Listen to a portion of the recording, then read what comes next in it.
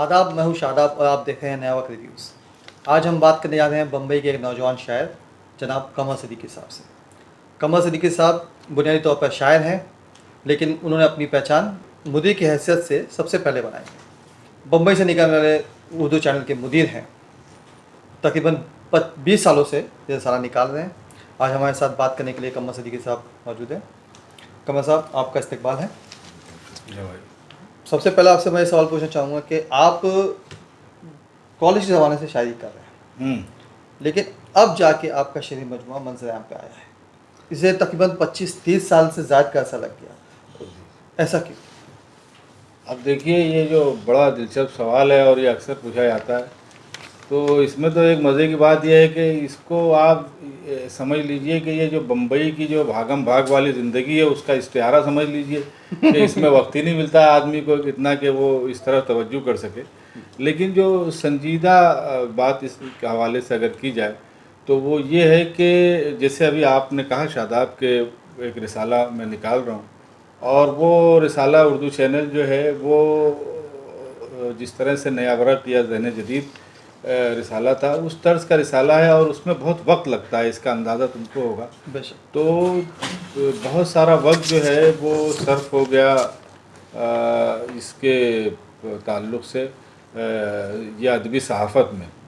और जो दूसरा मामला रहा वो उसमें बिल्कुल किसी एक्सक्यूज़ के बगैर कि इसमें मेरे तसाहुल का बड़ा दखल रहा, उसमें ये कि अब आ जाएगा तब आ जाएगा, और इस वजह से ये ताख़ीर हुई है। बुनियादी तौर पे मेरा इसमें तसाहुल रहा है, और दूसरा ये कि जो अदबी जो एक्टिविटीज़ रही हैं वो उसमें इसका बड़ा रोल रहा है, इस वजह से ताख़ीर हुई। लेकिन बहरहाल आ गया, यही क्या कम है। ये तो मैं भी जानता हूँ कि रिसाला निकालना कितना मुश्किल काम है। मैं खुद एक रिसाला निकाल रहा हूँ जो बड़ा मुश्किल काम है, और बम्बई जैसे शहर में निकालना वाकई बहुत नाको तने चले चबाने वाला काम है। लेकिन फिर भी एक आपसे शिकायत ये कह दें या आपसे कह दें कि ये अजीब बात है कि इतने सालों बाद भी जब आपका पहला मजमुआ आता है वो भी इतना मुख्तसर सा आता है, जिसमें सिर्फ 55 गज़लें हैं और 12 नज़में हैं। क्या वजह है कि इतना मुख्तसर मजमुआ आने की? हाँ, ये सवाल तो खैर बहुत अच्छा है, और एक चीज़ जो गौर करने की है वो ये है कि हमको जो हमने लिखा है वो उसके बहुत सख्त इंतखाब करना चाहिए, ऐसा मैं अपने ज़ाती तौर पर समझता हूँ। और उसमें कोशिश ये करनी चाहिए कि ऐसी चीज़ जो है वो क़ारीन तक या शायकीन तक पहुँचाई जाए जो फ़न के एतबार से बेऐब हो। बेशक बेशक। तो अगर जिसका जो सख्त इंतखाब मैंने किया है उसके पीछे वजह यही रही है कि जो चीज़ भी इसमें हो उसमें कोई ना कोई ऐसा पहलू हो कि जो जो उसके शाये करने का जवाज़ बने। अगर एक मज़मून की बात करें, मज़मून के एतबार से उसमें नयापन हो, और आप देखेंगे और लोगों ने लिखा भी है इस पर कि इसमें अरूस के तजर्बे भी हुए हैं, और एवरेज जो हमारे यहाँ शेरी मजमूए छप रहे हैं इसमें जो है वो उससे ज़ायद बहरों का इस्तेमाल हुआ है। तो ये सब चीज़ें, हालांकि इख्तिसार बहुत है, उसके बावजूद जो अगर आप एवरेज निकालेंगे तो कई ऐसी बहरें इसमें इस्तेमाल की गई हैं जो आम तौर से इस्तेमाल नहीं करते शुअरा। तो ये कोशिश ये करनी चाहिए, ऐसा मैं समझता हूँ कि बहुत ज़्यादा जो जो सब कहा है वो सब प्रोड्यूस कर दें, उससे बेहतर है कि एक सख्त इंतखाब किया जाए और वो क़ारीन तक पहुँचे और उसको पढ़ें, बनिस्बत इसके कि बहुत ज़्यादा आप प्रोड्यूस करें, उसमें बहुत सारी चीज़ें वो खुद एडिट करें। उससे बेहतर ये है कि हम खुद ही एडिट करके वो यानी ये आपने खुद एडिट किया, किसी की मदद नहीं ली है? नहीं, देखिए हमारे यहाँ उर्दू में तो ये तरीक़ा होता ही नहीं है जो अंग्रेज़ी में या दुनिया की और ज़बानों में होता है कि वो एक लैंग्वेज एडिटर जो है वो उसी ज़बानों में लैंग्वेज एडिटर का कॉन्सेप्ट है, तो उर्दू में ज़ाहिर है इसका है नहीं। लेकिन इसके साथ ही साथ उर्दू में जो है वो बड़ी एक तवाना रिवायत उस्ताद शागिर्दी की थी जो आज मादूम हो गई है। लेकिन ऐसा नहीं है कि इसको एडिट तो मैंने किया है और बहुत सख्त किया है, लेकिन जो एडिट शुदा हिस्सा है उसको मैंने उबैद आज़मी और शऊर आज़मी और ज़ाकिर ख़ान के साथ डिस्कस किया है, कासिम नदीम साहब के साथ डिस्कस किया। ये मेरे बिल्कुल करीबी लोग हैं, तो इनको एक एक मतलब मैं जो आपने इख्तिसार की बात की है, तो इख्तिसार रखने की जो बुनियादी वजह मैं बता दूं आपको कि इसके एक एक लफ्ज़ के लिए मैं ज़िम्मेदारी लेने को तैयार हूं, इसीलिए मैंने इसका इख्तिसार रखा है। ज़ाकिर खान साहब हमारे दूसरे मेहमान हैं आज के। ज़ाकिर खान साहब पेशे तो दर्स व तदरीस से रखते हैं, लेकिन ये खुद एक नौजवान उभरते हुए शायर हैं। जल्द ही इनका भी एक मजमूआ मंज़र पे आने वाला है। ज़ाकिर साहब, आजकल जो किताबें शाया हो रही हैं, मैं समझता हूँ हर 5 किताब में 3 किताबें शायरी पर शाया हो रही हैं। तो आप इनके मजमूए को इस तराजू में कैसे देखते हैं? देखिए, आपने एक अच्छा सवाल किया कि किताबें शाये हो रही है और आप कह रहे हैं कि 5 अगर किताबें शाये होती है तो उसमें से 3 किताबें जो है वो शायरी की है। आमतौर पर आज हो ये रहा है कि सोशल मीडिया की वजह से हर शख्स जो है कम वक्त में सस्ती शोहरत चाहता है और शायरी की सबसे आसान सिन्फ सुखन अगर किसी को कहा जाए तो वो गज़ल है। बिल्कुल। अब गज़ल में होता ये है कि काफ़िए पर काफ़िए की नाज़बरदारी हो जाए और हर शेर जो है वो अलग होने की वजह से जो नए नए इस मैदान में जो नए नए शुरा आए हैं, इन्होंने गज़ल पर मेहनत शुरू की, लेकिन शायरी की हकीकी रूह जो है वो नज़्म में बसती है। बिल्कुल। अब आप ये बता दीजिए कि इतनी 5 किताबों में 5, 50, 100, 200 मजमूओं के दरमियान किसी का नज़्म का मजमूआ आया है क्या? तो यहाँ पहचान होती है हकीकी शायरी की और ये जो आमतौर पर चल चलाओ वाली शायरी। सोशल मीडिया पर जो शायरी गर्दिश करती है, इस तरह की शायरी की। अब इन तमाम शायरों के दरमियान, इन तमाम शुरा के दरमियान, इन तमाम किताबों के दरमियान जब हम शब आवेज़ को देखते हैं तो शब आवेज़ एक ऐसा मजमूआ है, आपको यहाँ पर गज़लें भी मिलेंगी, आपको इसमें नज़में भी मिलेंगी, लेकिन जब आप इसकी गज़लों की गहराई में जब जाएंगे तो गहराई में आपको ये नज़र आएगा कि शब आवेज़ में कही गई तमाम गज़लें, ये पूरे दावे के साथ मैं कह रहा हूँ कि शब आवेज़ में कही गई तमाम गज़लें मुकम्मल रियाज़त फ़न की आईनादार है। शायरी के जितने तकाज़े हैं, शायरी के जितने लवाज़िमात हैं, शायरी के जितने अनासिर हैं, वो तमाम चीज़ें आपको शब आवेज़ में नज़र आएंगे।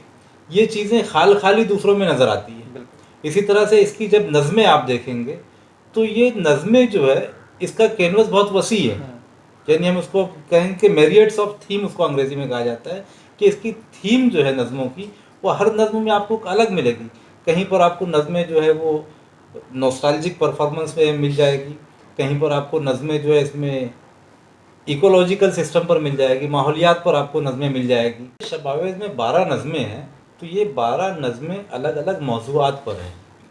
आमतौर पर होता ये है कि अगर शायर की सोच वसी नहीं है तो उसका एक मौजू कहीं ना कहीं दूसरी नज़्म में रिपीट होता है, रिपीटेशन पाया जाता है कहीं ना कहीं।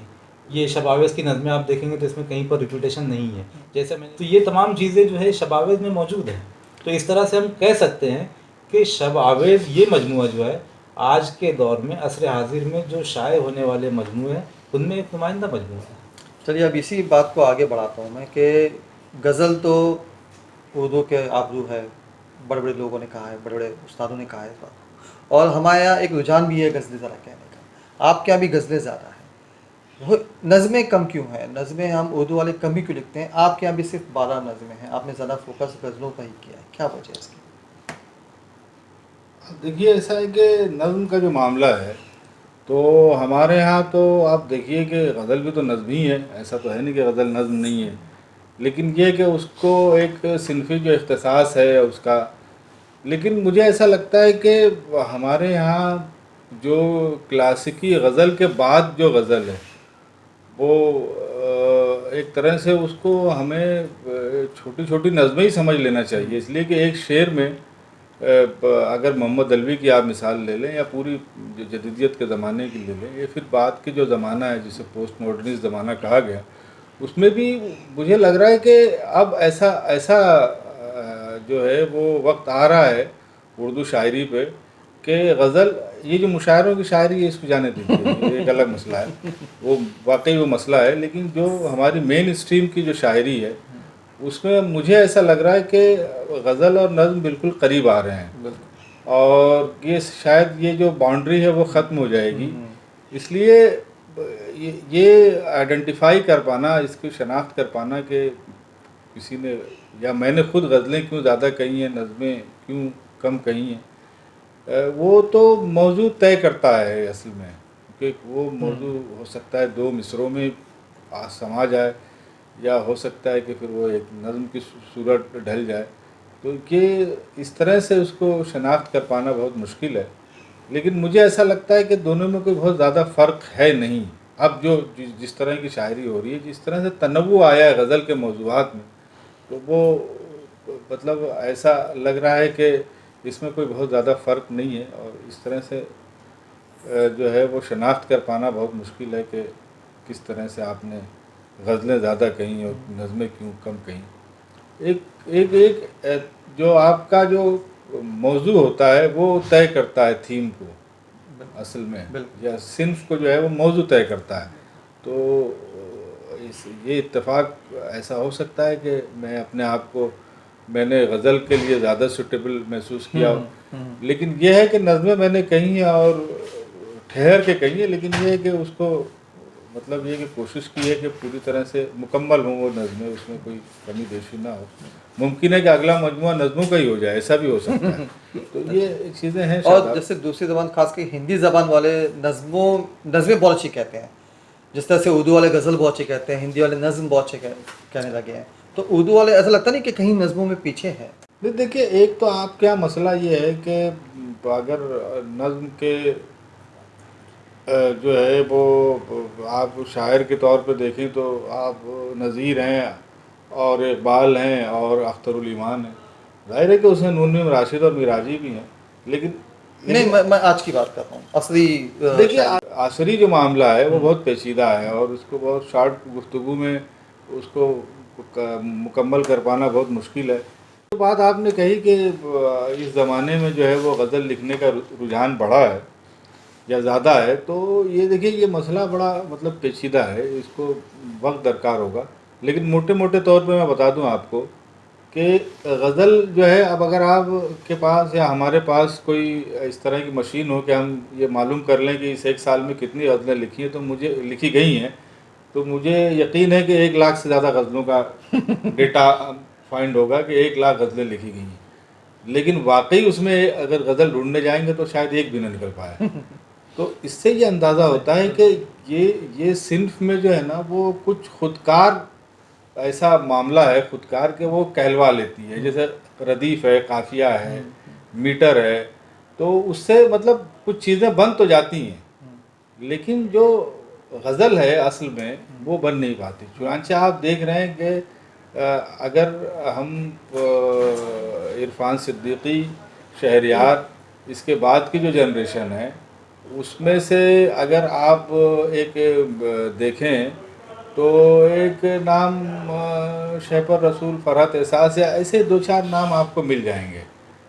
लेकिन मामला ये होगा कि नए जो नाम आ रहे हैं वो शनाख्त से महरूम होते जा रहे हैं। उसकी वजह यही है कि वो जो असल में गज़ल की रूह है, गज़ल सब कह रहे हैं, लेकिन जो गज़ल की रूह है उस तक शायद नहीं पहुंच पा रहे हैं लोग। तो आसानी है गज़ल कहने में, 1000 साल की रिवायत है, रदीफ़ है, काफ़िया है, मीटर है, तो सब कह तो ले रहे हैं तन आसानी के सबब, लेकिन नज़में उससे मुश्किल होती हैं कहनी। जैसे जाकिर साहब अभी आप कहे थे थोड़ी देर पहले, फेसबुक की जो बात कहे थे आप, ख़ास जैसे मुशायरों का भी असर रहा है, जो तरन्नुम में लोग गाते हैं मुशायरों में, उसी तरह फेसबुक पे लोग अपने पोस्ट लगाते हैं, कोई ज़्यादा फ़र्क नहीं है। तो उस तराजू में अगर आप बात करना चाहेंगे शब आवेज़ की, कमर सलीकी साहब की शायरी की, उनकी गज़लों की, तो क्या इंफरादियत है? नहीं, देखिए, फेसबुक पर भी आपको 2 तरीके के लोग मिलेंगे। फेसबुक का जो सारिफ कह लें हम, या फेसबुक का जो शायक है, तो यहाँ पर हमें 2 तरीके के लोग मिलते हैं। एक तो वो होते हैं जो बाकायदा शेर को समझते हैं और शेर को समझने के बाद कमेंट करते हैं या लाइक करते हैं समझने के बाद। और एक तबका वो है कि उसको आपके शेर से कोई लेना देना नहीं है। बिल्कुल। उसको सिर्फ ये दिखता है शादाब रशीद, वाह बहुत खूब। तो अब ये जो तबका है इसको शेयर वगैरह से कोई लेना देना नहीं है, ये बस ये फेसबुक से जुड़ गया है। अब इस तनाजुर में अगर हम देखेंगे तो आपको फेसबुक के पूरे डेटा को का एनालिसिस करना पड़ेगा कि फ़ला फ़ला शख्स के साथ कौन जुड़ा हुआ है, इस पर कमेंट करने वाले कौन हैं। तो उस कमेंट से आपको अंदाज़ा होता है कि फ़ला शेर के ऊपर किसका कमेंट है। बिल्कुल। कि जैसे अगर कोई शेर है तो कहाँ इरशाद कामिल ने कमेंट किया है, कहाँ पर जावेद हुमायूं ने कमेंट किया है, कहाँ पर शैफर रसूल का कमेंट है, कहाँ अहमद महफूज का है, या कहाँ ये कमेंट जो है वो दिल्ली से आ रहा है, कहाँ अलीगढ़ से आ रहा है। तो कमेंट करने वालों का जो स्टेटस है वो डिसाइड करता है कि आपका शेर जो है वो किस लेवल का है। बिल्कुल उसी तरह जिस अब तरह से कोई बड़ा नकार ये जो नाम मैंने आपको बताया, ये नाम आप किसी अरे गहरे शेर के शेर पर, या ऐसे शेर पर जिसका मेयार कम हो, या ऐसा शेर जिसमें कोई नुक्स हो, तो ये जो नाम मैंने आपको गिनाया, आपको कभी यहाँ पर इन लोगों के कमेंट नज़र नहीं आएंगे। बिल्कुल। तो वो कमेंट देखकर आप अंदाज़ा कर सकते हैं कि शेर किस लेवल का है। तो आप शब आवेज़ में जो शामिल अशार हैं या गज़लें हैं, ये कुछ फेसबुक पर भी मौजूद है, तो आपको वहाँ कमेंट से बखूबी अंदाज़ा हो जाएगा कि किसने किसने वहाँ पर कमेंट किया है। तो भाई आपने जदीदियत का दौर भी देखा है और तरक्की पसंदों का दौर भी आपने तकरीबन ख़त्म होता हुआ हमने दौर देख लिया। उसके बाद पोस्ट मॉडर्निज्म जिसे कहते हैं माबा जदीदत आ गया है। आपकी शायरी पे किसका असर है? देखिए, अब मैं बताऊं कि जब हम लोगों ने ये सफ़र शुरू किया तो ज़ाहिर है कि तरक्की पसंदों के बड़े नाम इसी शहर में थे, और ये शहर तो बिल्कुल तरक्की पसंदों तरक्की पसंद तहरीक गैलेक्सी के तौर पर मशहूर था। मजरू साहब थे, बिल्कुल। अली सरदार जाफरी थे, कैफ़ी साहब थे, ये तो सब मतलब ये कि और इजी एसेस जिसे कहेंगे ना, कि आज कोई बहुत बड़ा राइटर है तो उसको मिल नहीं पाता, लेकिन ये लोग मिलते थे और लोगों के साथ इनका एक ताल्लुक़ था। तरक्की पसंदी का जो ज़माना था वो तो ज़ाहिर है कि सब आप जानते हैं कि उसका जो कमिटमेंट था आवाम के साथ, बिल्कुल। वो तो बड़ा मतलब गहरा था। और उसके बाद जदीदियत का ज़माना रहा, उसमें भी बम्बई की शराकत आप देखिए, निदा साहब थे और दूसरे लोग भी थे यहाँ पे, अख्तरुल ईमान थे यहाँ पे, मोहम्मद अलवी थे। मोहम्मद अलवी थे, सुरेंद्र प्रकाश थे, पर तब एक पूरा भरा पूरा बम्बई था। जी। पोस्ट मॉडर्न के ज़माने में भी अगर हम देखें, माबाद जदीदियत का जो ज़माना है उसमें आप देखिए कि पूरा फ़िक्शन, तो मतलब फ़िक्शन की तो बड़ी स्ट्रॉन्ग रिवायत रही है। टूटी हुई कदरों की जगह पे दूसरी कदरें जो हैं वो अभी पैर नहीं जमा पा रही हैं, कि फिर वो नई चीज़ें आ जा रही हैं। तो गोया ये बिल्कुल ऐसा माहौल था जिसमें अगर क्रिएटिव जहन अगर है तो उसके लिए बहुत ज़रख़ेज़ माहौल था ये। और चुनांचे आप देखिए कि हम मेरे मासरीन में शायरी तो बहुत भरपूर हुई इस माहौल में, मतलब उबैद आज़मी हैं, ज़ाकिर हैं, सुहेल अख्तर वारसी हैं, सरवर हुसैन सरवर थे, अब वो लखनऊ चले गए, लेकिन बहुत अच्छी शायरी की उन्होंने। और फिर हमारे बाद भी एक अच्छी जनरेशन है यहाँ। एक आखिरी सवाल यही है, जो आपकी किताब का उन्वान है शब आवेज़, बहुत ही मुख्तलिफ आपने चुना है, क्या वजह है? शब आवेज़ का मतलब क्या है, पहले तो मैं ही जानना चाहूँगा। सारे देखिए, शब आवेज़ तो आप देखेंगे तो डिक्शनरी में मिल भी जाता है। इसके मानी ये है कि एक ऐसा परिंदा जो किसी पेड़ की शाख पे जो है वो लटक के आवाज़ हक बुलंद करता है। तो देखिए, सबसे आसान तो ये होता है कि आप जो है अगर अफसाना निगार हैं तो अपना किसी एक अफसाने को जो है वो उन्वान मुंतखब कर लें, अगर आप शायर हैं तो किसी एक नज़्म से आप उन्वान ले लें। बिल्कुल। लेकिन मेरे नज़दीक ये बड़ी नाइंसाफ़ी की बात है, इसलिए कि आप ख़ुद जो है वो ये फिर ये तय कर देते हैं कि आपकी ये तख्लीक जो है वो दूसरी आपकी तख्लीक़ात से मुक़द्दम है। तो मैं ये मतलब मेरी नाक़िस और ज़ाती राय है, ये इससे बिल्कुल ये ना समझें। तो मैं इसमें ये कहता हूँ कि अगर आप ओरिजिनल तख्लीक़कार हैं तो अपने टोटल जो वर्क है, जो काम है, उसको निगाह में रख के आपकी जो शायरी का या आपके फ़िक्शन का जो मजमूई रवैया बनता है, उसी की मुनासबत से आपको अपनी किताब का उन्वान तय करना चाहिए।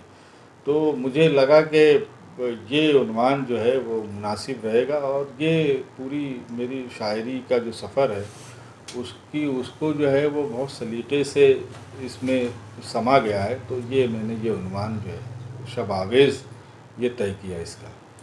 चलिए, एक शायर हमारे साथ है तो हम बिना कुछ सुने कैसे उसे ख़त्म कर सकते हैं उस प्रोग्राम को। तो मैं चाहता हूँ कि आप आखिर में इख्तिताम में कुछ अपने चुनिंदा अशार हमारे क़ारीन के लिए पेश करें। ये खेत सब्ज़ा शजर रह गुजार सन्नाटा, ये खेत सब्ज़ा शजर रह गुजार सन्नाटा, उगा है दूर तलक बेशुमार सन्नाटा।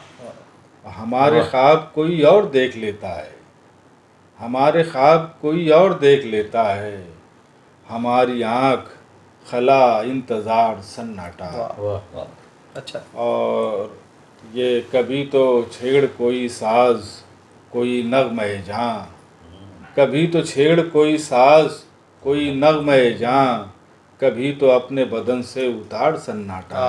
वाह। और इसी तरह जो है वो दो एक शेर और देखिए कि क्या रंज के यूसुफ़ का ख़रीदार नहीं है, क्या रंज के यूसुफ़ का ख़रीदार नहीं है, ये शहर कोई मिस्र का बाज़ार नहीं है। वाह।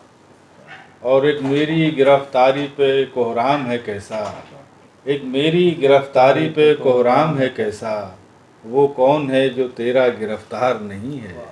वाह। और दो एक शेर सुना के विदा लूँगा आपसे कि